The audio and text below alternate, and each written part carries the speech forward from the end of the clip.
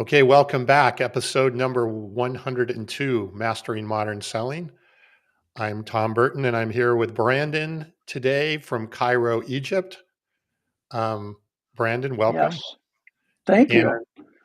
and Carson is, I think, doing a birthday party for his kid today, so he is not here. I hope he's having fun. But we have another great guest, Eric Watkins. Eric, welcome. Welcome. Thank you. Pleasure to be on here. Cairo, Egypt. You're making me look bad in St. Louis, Missouri. But Nah, they're come on. somewhat close. Yeah. Yeah. Yeah. No, pleasure to And be I on with see you guys. Thanks for having me. Bob has joined us, which means Bob, I need to show you. Bob had sent me, I don't know if I don't want to share my screen, but I'll show it. I'll show it this way, Bob, and see if He wants it to know how comes much it costs through. you to get off the camel. Yeah, he told me last week that it's free to get on the camel, but it costs you to get off the camel. So, and Bob sent me a picture that was very, very similar to this. So I took it. Let's see, Bob, can you see that? Yeah, there you go. That's Oh, good. look at that. Yeah. I like your finger on top of the pyramid there. Yes. Yeah. And my camel was Charlie Brown, and the other option I had was Bob Marley. I should have chose Bob Marley, but he was great. So were That's you Yeah. able to great. get off okay, or how much did it I cost you got to off okay.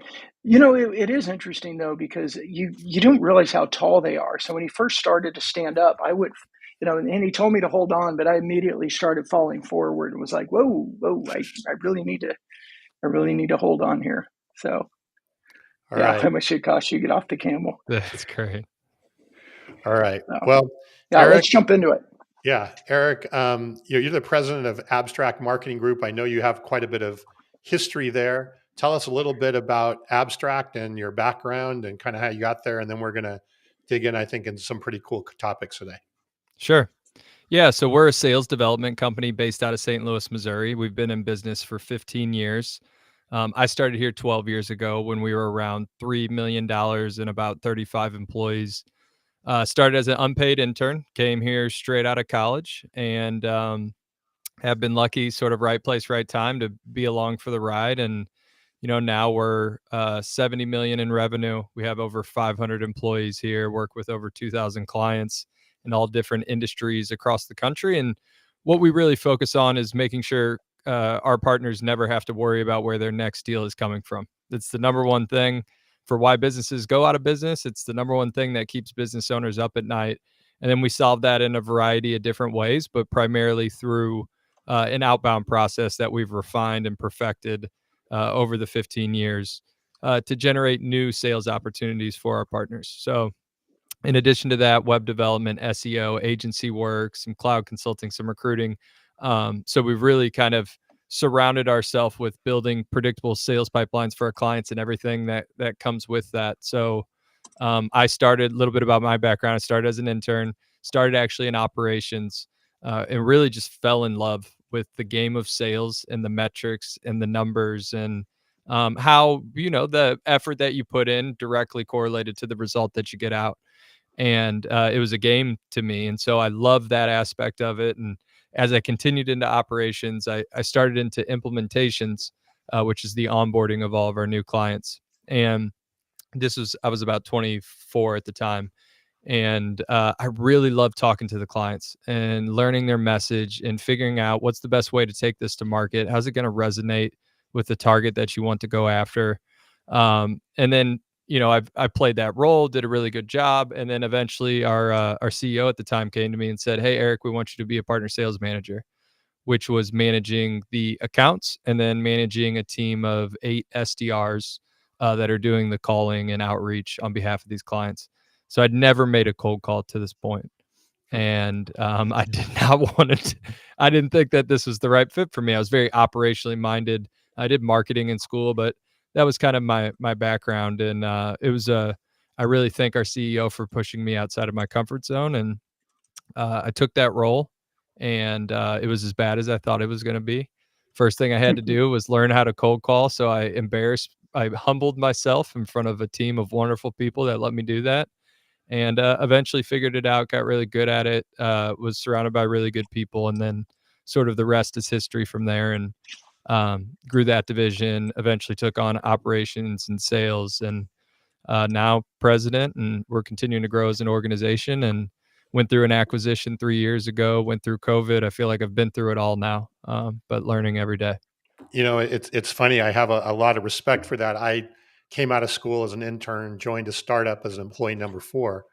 And when we sold the company 12 years later, we had 400 people. Oh, And wow. I tell people that that was my on the ground MBA program.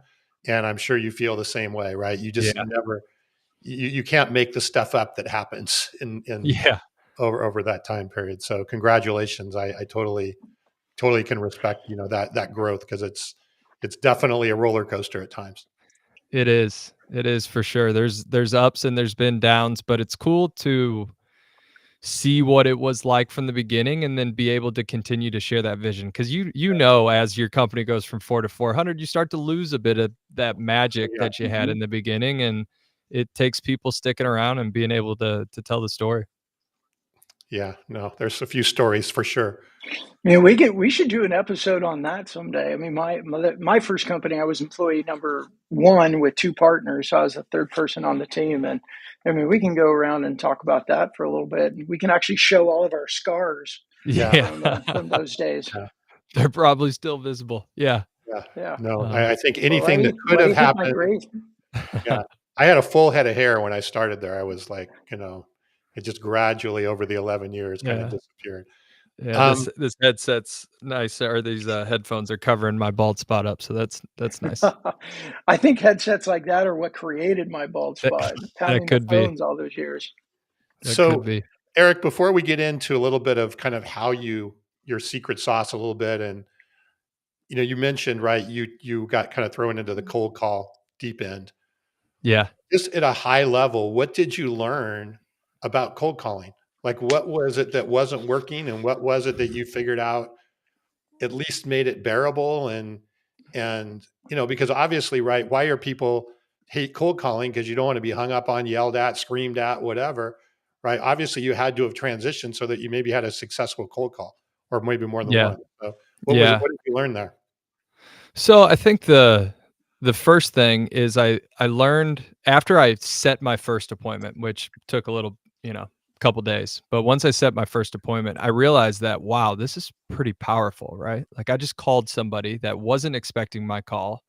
I opened them up to have a conversation about the services our client offers. And I uncovered a problem that they have, and this could be a solution that could really help them. So like, once that clicked, it makes it a lot easier from there. But before that, I think I was building it up into something that it didn't need to be. Like, I think you can get caught up in, I have to get the appointment. And what worked for me is that I just needed to get this person to open up and have a conversation, because if I can do that, that's where I'm going to uncover something that's actually going to make sense for them. And I'm helping them at that point. And I think people get so focused on the outcome that your close rate is going to be 10 times higher when you get into a back and forth conversation with somebody rather than trying to force an appointment through. That's good. Brandon, what was it that remember Carl on our show? What was his suggestion about when you're talking to someone, like, think of you as your 8-year-old friend? Yeah, we were actually just talking about that with my team here in Egypt over the last couple of days. It was, think about them as their 8-year-old self, and you're talking with them as your 8-year-old self. Just simplify it.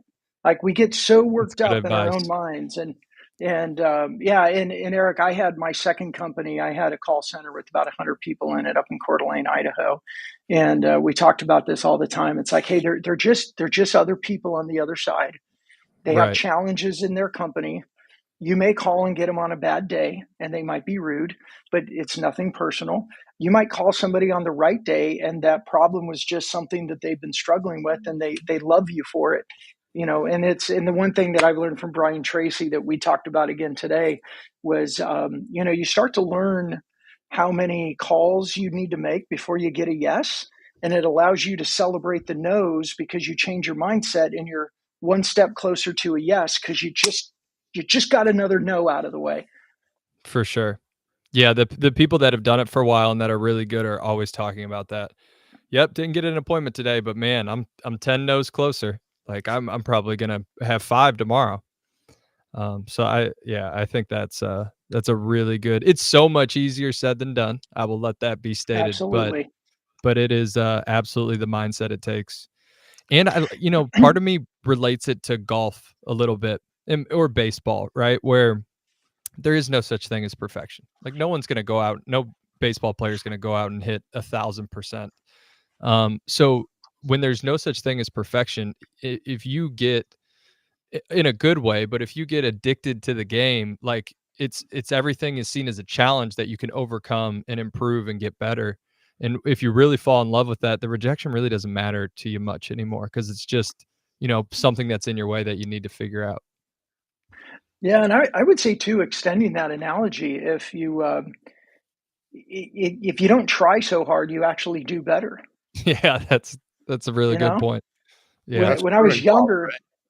yeah, I mean, when I was younger and I tried to whack the shit out of the ball playing golf, man, I'd hook and slice all day long. And now that I've gotten older and maybe a little bit wiser, I just let the club do the swing. Let the club do the Let the work. club do the work. And yeah, and I think in the same thing, if you get into the basics and you just follow the process and do the work, it pays off. One thing real quick, and we may be getting into something we could talk about later, but you just reminded me of one of the first things I do with everybody we hire is I walk them through what I call like the mindset pyramid. And at the foundation is our belief system. So nothing is either good or bad in the world. It's how we perceive it or believe it to be. And then our beliefs lead to our thoughts.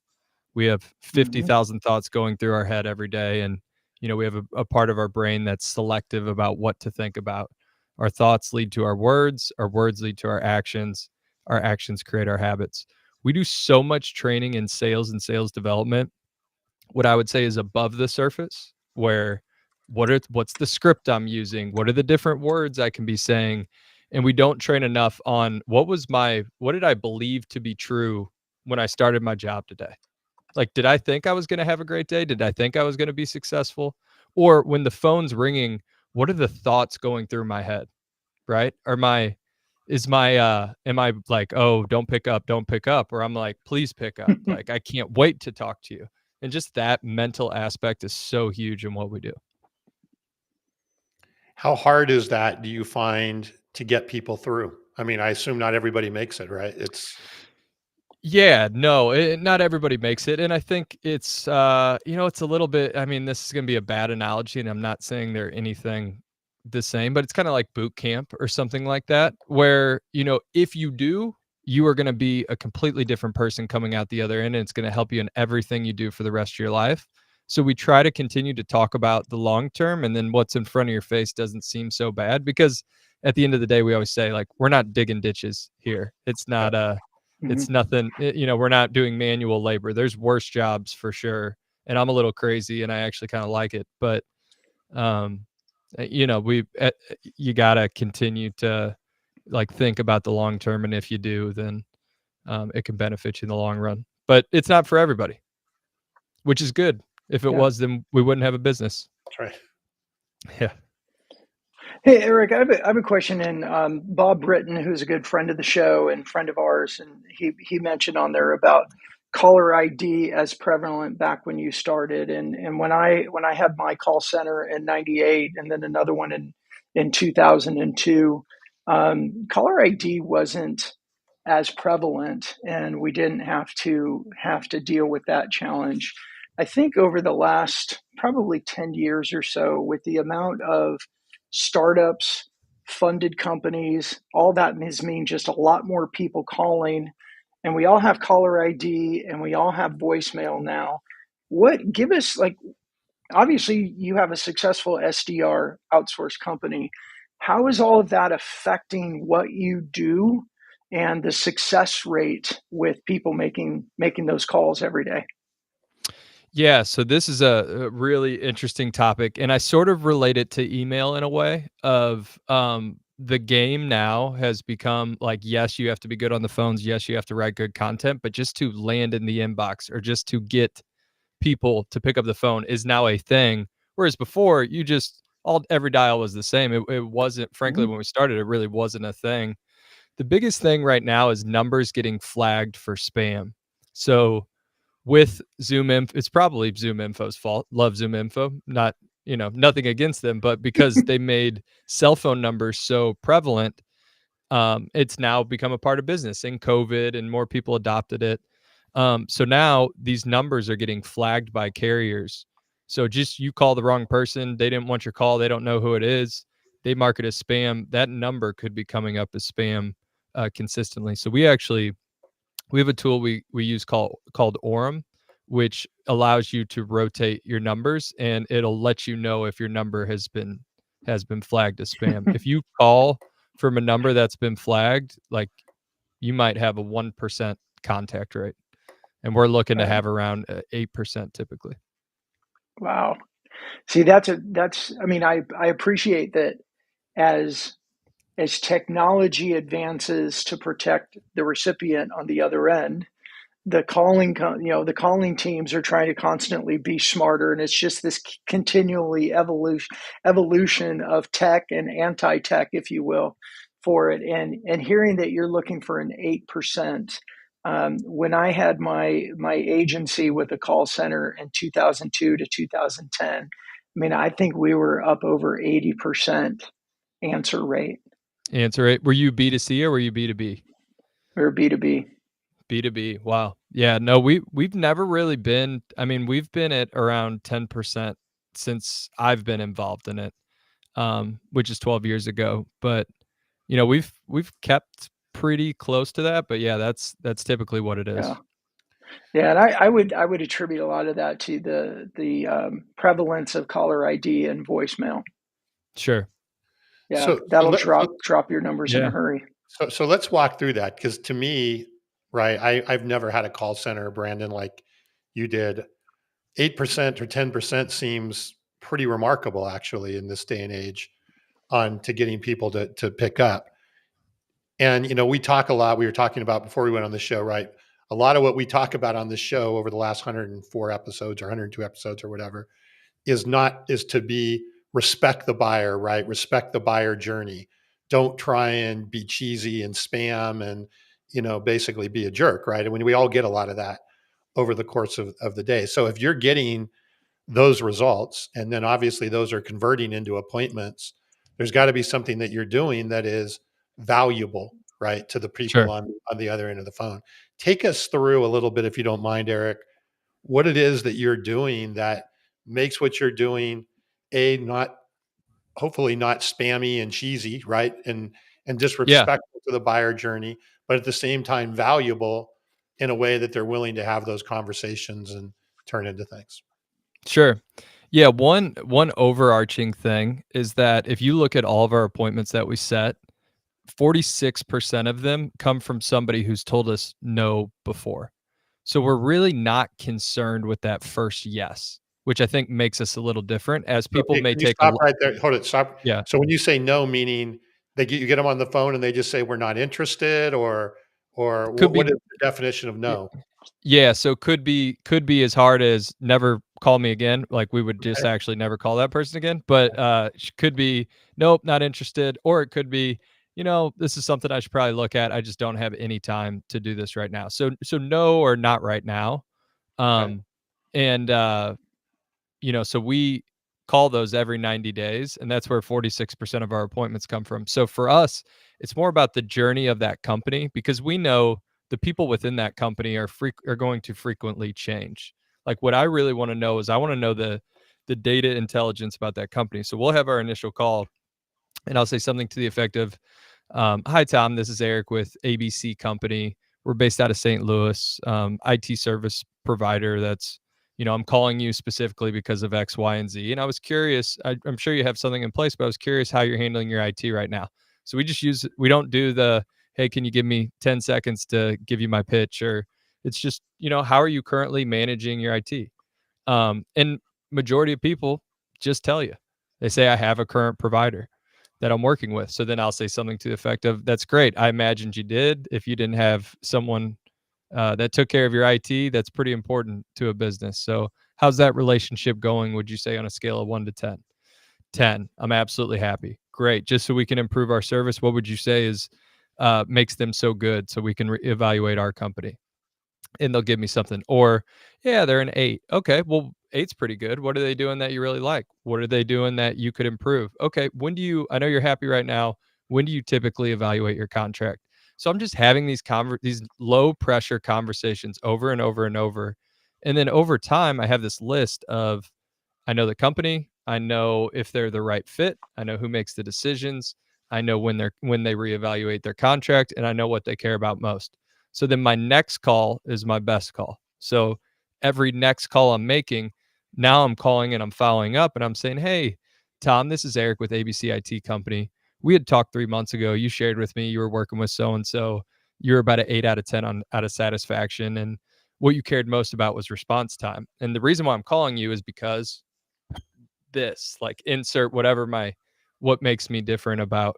And now I'm just way different than any other call that they're going to receive. So what I'm hearing you say is that first conversation, right? You're trying to get to know a little bit about their current situation, whatever it may be. And Correct. Brandon, we were talking before you got on, Brandon, they're representing other companies, right? So they're calling on the behalf of Mhm. some other company that's there. So you obviously need to know what that company does and so forth, but then you're trying to get to know that company and where they may or may not be in that buyer journey. Yeah, and, not as much even about buy like, I wouldn't even wanna use the words buying in my first call. Like, it's just, I am a company in the market. I do these services. You looked like a company that made sense for us to target based on this. Most companies we're talking to are experiencing this. What's your current situation like? And then I'm just gathering information, and then we set appointments with people that we've talked to 12 times over 3 years. And they're like, "Honestly, you communicate with us more than our current provider." Like, just us prospecting. And that's where I feel like people miss the boat. They get really caught up on number of leads, they get really caught up on cost per appointment, and they, go either as the provider or as the customer, they go for a short-term approach of, how do I send your message out to as many people as possible right out of the gate, versus our call process. We only launch 100 to 150 companies into the process monthly and make about 5 to 8 calls to each of those companies, and then depending on where we nurture, they work their way back into our process. Yeah, so you're really doing an account-based approach, right? You're doing named accounts. You're not just smiling and dialing with a dialer or something like that. So you know a bit about those accounts before you pick up the phone as well. Correct. Yeah. And so the benefit of us primarily working with small to medium sized businesses across all different industries is we have a universal database on the back end. So we make probably 8 million calls a year and send 80 million emails across all of our partners. And so all of that data is getting logged, and we know information about these companies. So we can usually start in a pretty good place for our partners from the jump. But no list, it doesn't matter how good your database is, no list is perfect. The minute you upload it, the minute it starts becoming out of date. So in a lot of these things, you need to find out through conversation. Interesting. So I know you also use LinkedIn and social and things like that with your customers. Kind of an omni, I guess, a little bit more of an omni-channel approach, right? You're not just making cold calls or sending emails. How does all that work, and how do you see there's a 1 + 1 + 1 equals 5, or how do you see that kind of building on each other? Yeah, so it's actually starting to become really hard to figure out where we got the lead from. Like when you have different groups. So we don't have an SDR that is responsible for sending the email and making the calls and doing the LinkedIn. We specialize that. So we have a LinkedIn team, we have an email team, and we have a calling team.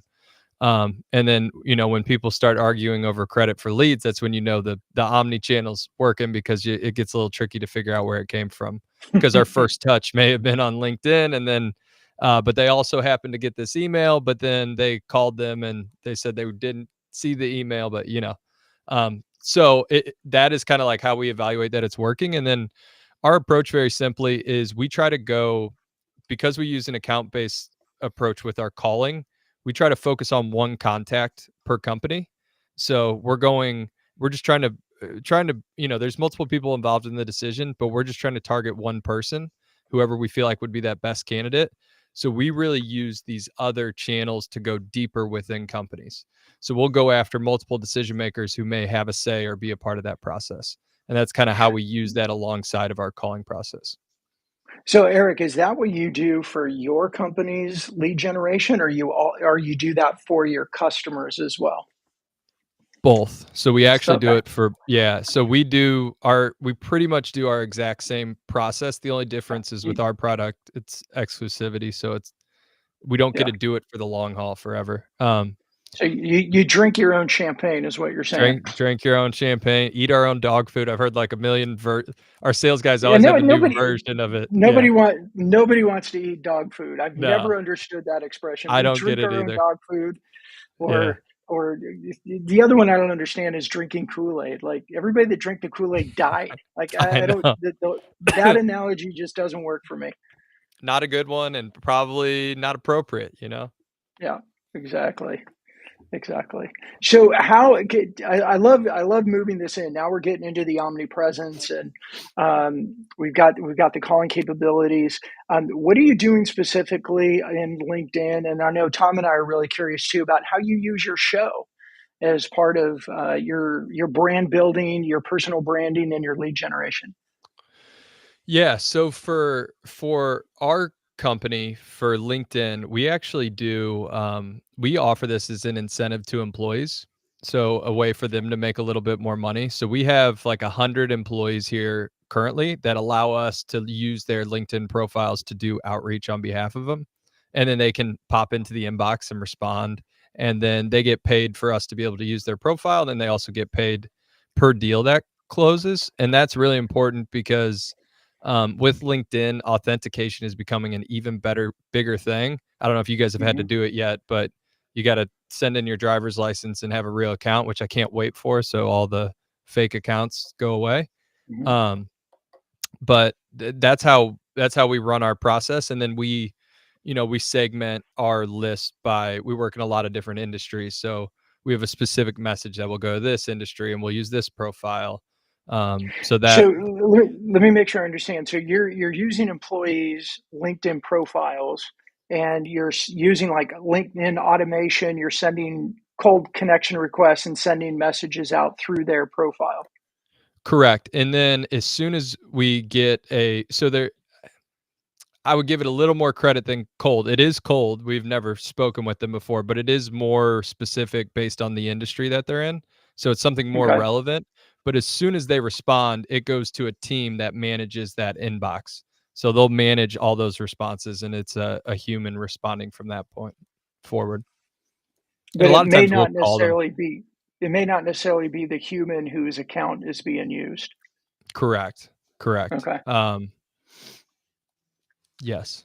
So the employees are basically providing the surrogate accounts that you're using to reach out. And I assume some employees may have more industry specific people that you're reaching out to based on their background or their area of expertise or Yeah, it's not really as much based on the employees, but it's just more, we want to, based on our target market and how many companies we can go after, we'll segment those based on the industries. And then, they'll pop in there too. And I had somebody the other day was like, "Hey, I got this hot lead in my LinkedIn and he wanted to give it to me." I'm like, just give it to the sales team, but it was cool to see. and I heard you mention that you are compensating the employees or even getting them a commission. Are they just in a commission pool based on what close, or is there something that's directly attributable to their LinkedIn profile that they would get? Yeah, so if we know what profile it came from. So if it came from their profile, they will get the commission on that deal. Yeah. And Wow. it's just a interesting way to get people involved in it, and it makes sense financially for us. We pay a lot of money to drive leads for our business, and they're doing us a favor allowing us to do it, and they can win on the other side of it. I'm curious about your LinkedIn activities, Eric, as a president of the company. What do you do around LinkedIn, and how important is that to not just you but the overall company? Yeah, that's a great question. I would say this is definitely an area for growth from me. Okay. We record a podcast every Friday called The Grow Show. See the sign behind me, with my CEO and our CRO.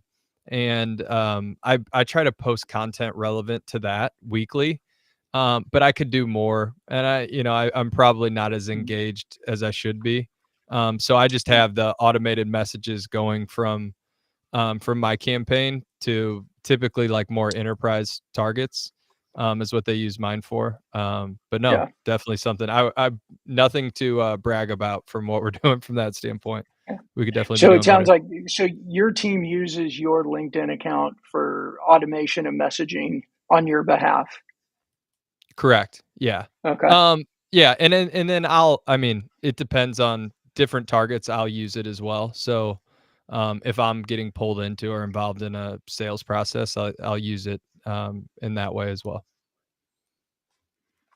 I'd love to hear about your show too. How do you use the show, and then how do you use that content, and how much? I mean, I understand your primary motion is going to be calling. That's your company. That's Correct. probably going to be the way that you grow. Like our service that we offer is CEO LinkedIn personal brand building to grow their brand. Therefore, we focus a lot on that. Yours is Yeah. on the call side.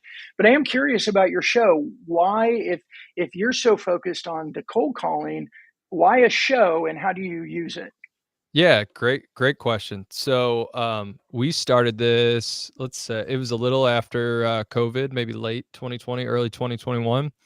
And the reason we did this is because we felt like we had all these stories and value we could add that we just haven't put down or taken the time to put together. So we really put this together for two groups of people. It was for our current clients, because a lot of them are running businesses, and the whole point of the Grow Show is how to scale your business from 0 to 50 million. So kind of giving the lay of the land of here's the mistakes we made, and here's some things to think about as you're doing that. And then we also did it for our internal employees. And that was sort of a little bit of a hidden benefit, but we talk about things that we do here, and then we can use that for trainings. Like we talk about MAPS a lot, which is our one-on-one meetings, is what we call them. And we have an episode where we're talking for 45 minutes about the importance of them. And, somebody the other day was like, hey, what was the link to that podcast where you talked about this? And then I'm able to just give them that, and they can listen to it, and then they can share it with somebody else. And then, I think it's for prospective clients, we originally, when you do this, you're like, okay, we're going to get a ton of deals from this. And I think it's more of a certain people, we'll get a few deals every month. Um, but I think it's more of a credibility thing, just to be out there consistently putting out content, and more of a in the process. But really trying to help our clients and our people, I would say. Do you feel like you're getting prospects or people that for your services, right? People that are coming in and asking about your services because they've heard you through the show. Do you think that's a form of attribution that you're seeing? Yeah, I don't know if they're finding out before or after we've reached them. That's a little tough to tell, but I do know that our close rate in Gong is like 45% higher if the Grow Show is mentioned by the prospect. So I think it's more of okay, these guys are real. I've listened to a couple episodes. I like what they're saying. I'm aligned with what they're doing versus a magnet to attract people. I mean, Brandon, wouldn't that basically be the whole premise of, hey, I already know you and I see you Yeah, everywhere, right? yeah, Right. I yeah, already know. yeah. I It mean, I'll totally just even fits take right the there. already I know you part, right? Yeah, Um, I think that's a good number. Like I know Joe Hill was listening. I don't know if he's still on here, and we've been talking about him launching a show for his higher performance group, and he works with higher education organizations. But that data point, I think that speaks volumes. And what I heard you say is within Gong, so your AI tool that you use on your calls, if they mention the Grow Show, they're 45% more likely to close. Correct. Is that Yeah, right? if the prospect mentions it, not us. Yeah. Yes. Yep. Yeah. That I mean, that goes, Tom, you and Kevin on your other show and on this show, we hear it as well. Like, we get the messages that say, "Hey, I've been listening to your show for the past month. Can we talk?" And that's like, had no idea who you were. You're an ideal customer. Absolutely, we're going to talk. But it's that inbound because of the show, and it helps towards those two goals that we talk about. I see you everywhere, and I feel like I already know you. Lowers a lot of those barriers to talking with people. Yeah. Sure.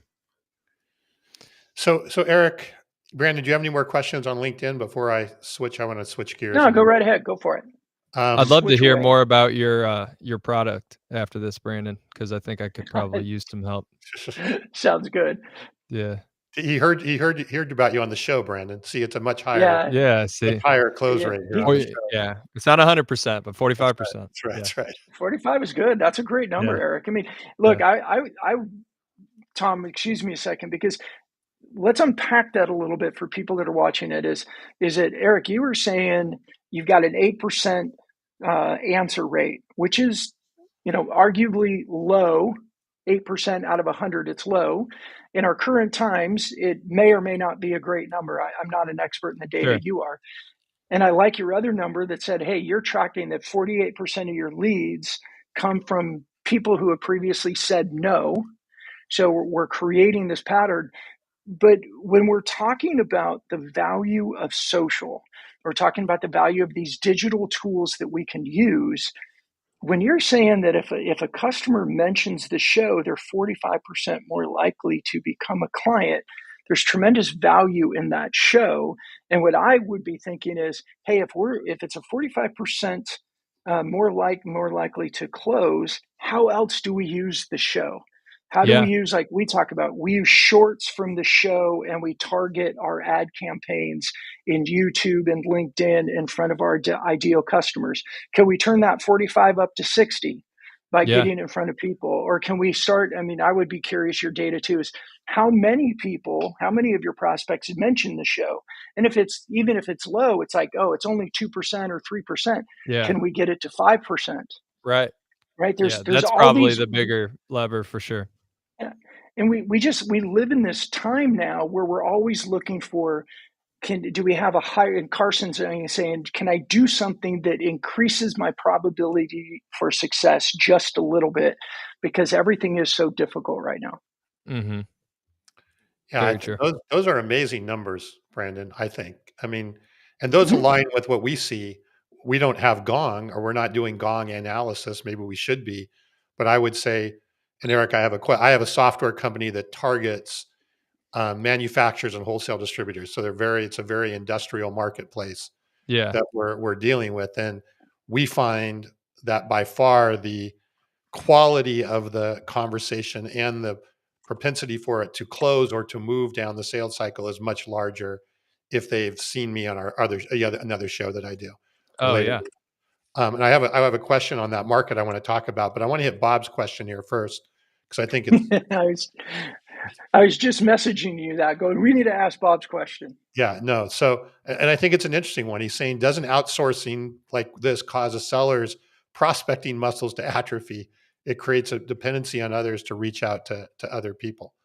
Well, if I was Eric, I would be like, I would love for my clients' outreach muscle to atrophy and rely fully on us. Most of them don't really want their muscles. They're out fully. Yeah. The issue is, and Bob's spot on. Like I truly believe as a seller, you should always be doing a little bit of your own prospecting. I'm assuming that's where he's going here, right? Where you just have a seller sitting there taking leads all day. Yeah.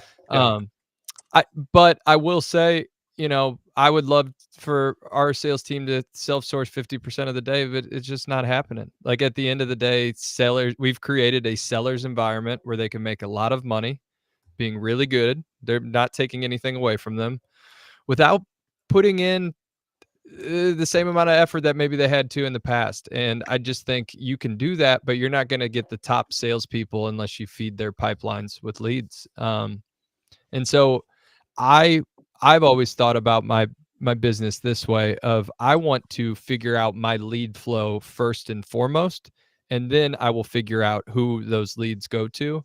And because I think a lot of people make mistakes when they're trying to scale their business, and we've done this, is they just go hire a bunch of sales reps. Oh, I need to sell $100,000 more. I'll just go hire 5 sales reps and give them a $20,000 quota, which is great, but it's so much less predictable than I know my close rate is 15%. So for every 7 leads, I'm going to close 1 deal. So I need to go generate, 700 more conversations to hit my goal. I would always rather solve for that problem that's further up the funnel and more in my control. And if you do it right, is cheaper than the other way to do it. So yes, Bob is right. Long-winded answer. Yes, Bob, you are right. We still have our best sales reps self-sourcing at least 10% of their time. They should never give it up. But yeah, the other 90%, we keep them fat and happy. And part 2 of Bob's question here, how concerned are you about AI automation? You hear a lot about, AI is going to, take over the BDR, SDR role. It's all going to be automated. I know it's probably hard to know, but do you guys have any concerns there? Well, yeah, I would be lying if I said I didn't. I think I always just think about myself, and maybe this isn't the best perspective to look at, but like if I'm looking at a product, I don't really there's going to come a point in time where I don't want to talk to a robot anymore. Even if they're 100% right and better than the person that I'm talking to, I want a little human interaction. And I think we're pretty far away from who knows, right? I'm not the expert here. We're pretty far away from AI being able to 100% replicate what a human could do. From everybody that talks about it, that knows it, says we will get there eventually. But I do know the one thing on the call side, I'm not as worried about it, because if all of a sudden first of all, I believe AI B2B calls are illegal currently, unsolicited B2B calls. And if they're not, they will be relatively soon after it gets expanded, because who wants their phone ringing from, part of the reason that keeps my phone rings a lot already, but part of the reason that it stays down is because the courage it takes for someone to make a cold call. There's just not that many people that are willing to do it. And if all of a sudden a computer can do it, our phones will literally be ringing off the hook, and it will eventually just kill the channel. So we'll just have to make a decision. And I think that just happens with phone. It's already starting to happen with email a little bit. LinkedIn's been really good about like fighting this. So I just, we'll have to learn and evolve over time. And AI has started to play a role in a lot of our processes, but I just don't see it fully replacing. I'm a little crazy. I could actually see it. This is a terrible take, and I'm sure everybody will disagree with me. I could actually see it replacing the selling side more than I could see it replacing the sales development side. Because the sales development side is the door opener. It's how I even have the trust to look further. Sales side, I think people are so sick of being discovered on pitches. Like I do a lot of pitches for different softwares and tools, and it's like I'm not ruling out discovery. It's huge and it's a big part of the sales process. But like, you should know enough about my company where you can fill in a lot of the blanks and not ask me 20 questions every sales call I'm on. But yeah. Eric, I think I believe, I agree with you. I think that, and I know Bob's he's asked that same question multiple times over shows over the last probably 6 months, Bob. And I think it's a great question, but I do believe that there's something about the human spirit that's going to resist that to a point that it's not going to work. It's just like a lot of the AI driven comments in LinkedIn right now are getting ignored, because we can smell them a mile away. And we're like, I'm not going to respond to someone's comment that was done by an AI bot. I feel stupid talking to somebody's bot, so I'm just not going to do it. And I think it'll apply in the calling world as well. Yeah. And I think service wins out over time. And I know it's not a direct correlation, but I think about like, who are the companies that are doing it the best at scale? And I always think of Chick-fil-A. I don't know if you guys have Chick-fil-A's by area, you like them, but it's like that place is an absolute machine. Like, I get my chicken sandwich on time, quick, hot, fresh, friendly service. Like, that will always be a differentiator, even if, everything is automated. Like, people will pay a little bit extra to do that. And then here's the other thing is, it's kind of like direct mail. Like, direct mail came to a point where it was so saturated, you wouldn't even want to go to your mailbox and see what's in there. And then it went away, and then it's coming back, so everybody stops making calls. And then now it's, you're the only human making the calls, and you start your call with like, "Hey, I'm a human, I promise. Like, ask me anything. I'm not one of Yeah. those other robots." So I think the market zigs, you zag, like there'll always be a place for the human touch. I agree. And Eric, I love that analogy. I think that, I used to own a printing company as well as part of my agency. And I think direct mail is making a good comeback because there's not a lot of competition in the mailbox right now. Nope. There's just not a Nope. lot of competition. Yep. We are actually just launching a product that's building that into our call process that we have, and we've already tested it, and it's dynamite. Oh, It's a I'd huge. love to see what you have. Back in 2007, 2008, we built sequences, and we didn't call them sequences. We weren't that smart at the time, but we had a I don't even remember the word we used for it, but yeah, it was direct mail, phone call, couple, and then we started incorporating email in it, and those direct mail pieces had a huge impact on how many people would actually either return a call or answer a phone. Yeah, and we've had that as well. Like we see a lot higher contact rates and close rates when they have that. And then the other thing, sort of a hidden benefit when you do this at the scale we do it at, is it's so much easier as a rep to make a call when you send them a Yeah, packet. It just takes a little bit of the pressure off as well. yeah, So I yeah. think That's there's going to cool. be a little heyday for that over the next couple of years, and then I'm sure everybody will do it, and then we'll be one of the same things. We'll have to find the next new thing. Keep learning. Eric, Yep. I have a question. Tom, can I ask one more question? Sure. Um, I'm curious about this. About two episodes ago, on our 100th episode, we had Daniel Disney as our guest. I don't know if you know who Daniel is. He is known as the king of LinkedIn. He's been doing social selling, coaching, training, speaking since, I don't know, 2012 or something. He's been around a while. And he was saying that one of a new cold call technique or strategy right now is actually when the person answers, just to say, "Hey, this is Daniel. This is a cold call," and then saying something. Is that something you all have used, have you tested? I was when he said that, it made me really curious, and I got a cold calling expert on, so I want to take the Yeah. advantage of asking you about that as a tactic. Yeah, so that I would put that under the bucket of what I would call permission-based opener, where you're just being upfront from the start and seeing if they're open to continue to talking. We have tested it and we see about the same, but what we see is the amount of people that get turned off by it is like greater than the what you get from it. And that's just been our Yeah, perspective. I'm not saying it doesn't work for yeah, different, but we're calling small to medium businesses. We're talking to, we have a lot of industrial clients. So, you know, they just want to get into the conversation and go about their day. So I don't prescribe to it. Some really smart people do, and I'm not saying they're wrong, but I'm always uh in favor of like, don't waste my time. Just tell me why you're calling, and then let's get on with it. Versus like cool. hey, give me 27 seconds to talk about. Um, but I don't know that I'm not. I'll give that with caveat. I don't know if I'm right on that. I'm sure Mhm. people have data that could prove me wrong. But we've seen a lot Yeah, of but success with it. there Yeah. you probably have data that could prove you right too. So Yeah. Well, and the other thing is I like ending with the open-ended question about their situation, because even when they reject me, I figure out their situation. So even when they say, "Nope, I already have somebody I'm working with." Okay. Now I have that as a data point in the future, and maybe they'll let me get a couple questions deeper. So that's our philosophy on it. yeah, that's cool. So what I hear out of all of this is kind of the common denominator here, and I think, Eric, maybe this is probably what has caused you to rise above the noise a bit in what you're doing, is always thinking about experience, right? So even in that initial phone call, that cold call, how do I make that as positive an experience for the customer as possible, or the prospect as possible? And even the AI stuff that we were just talking about, right?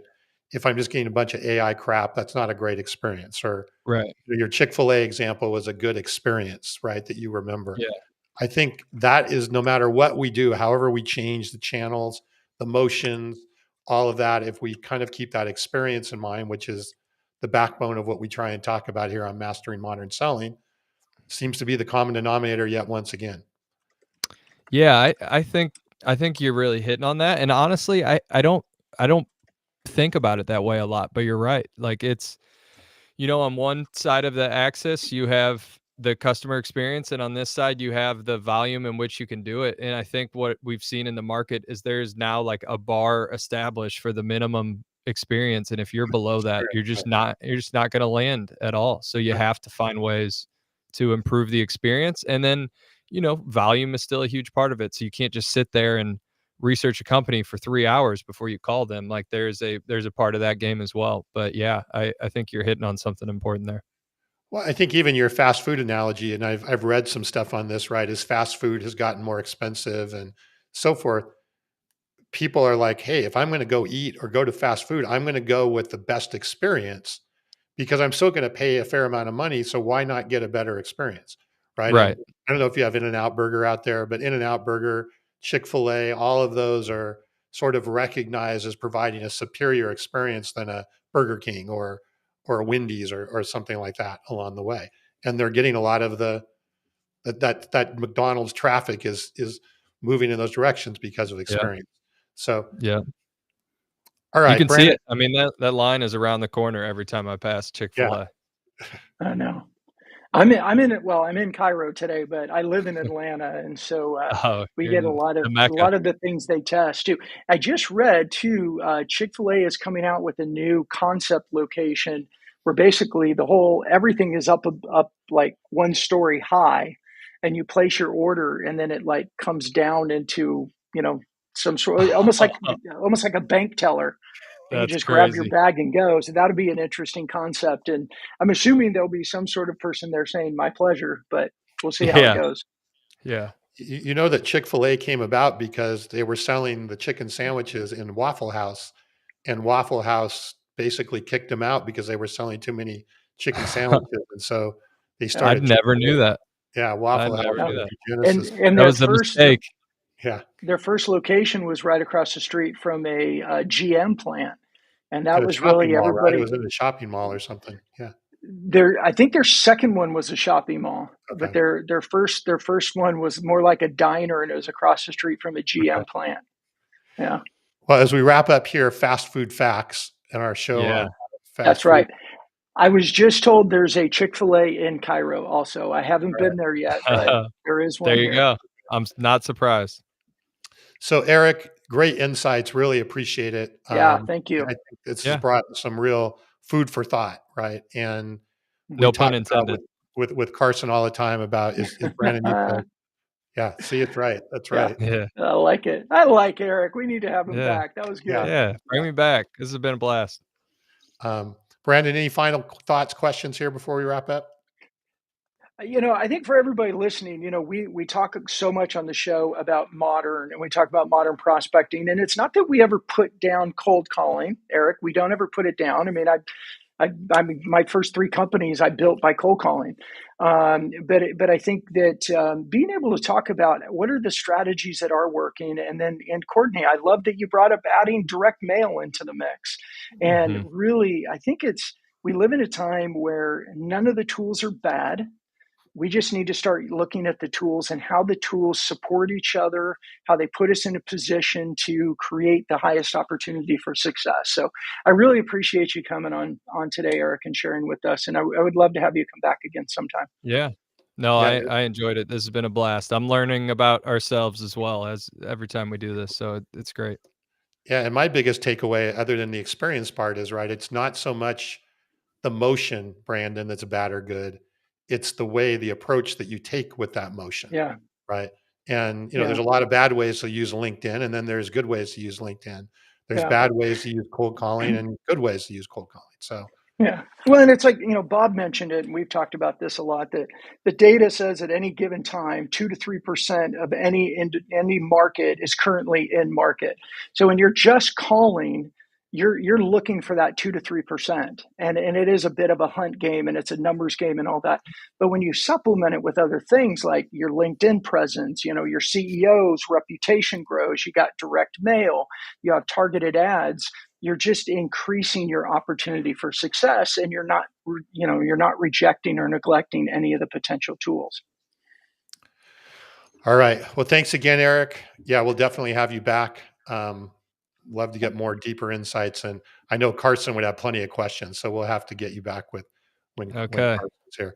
Yeah. Brandon, Sounds great. wrap us up. We don't have Carson to wrap us up, so I'm leaving it to you. You're leaving it to me. Well, I don't want to use this thing. Hey, thank you everybody for joining us today on another episode of Mastering Modern Selling, and hopefully we'll see you on LinkedIn real soon.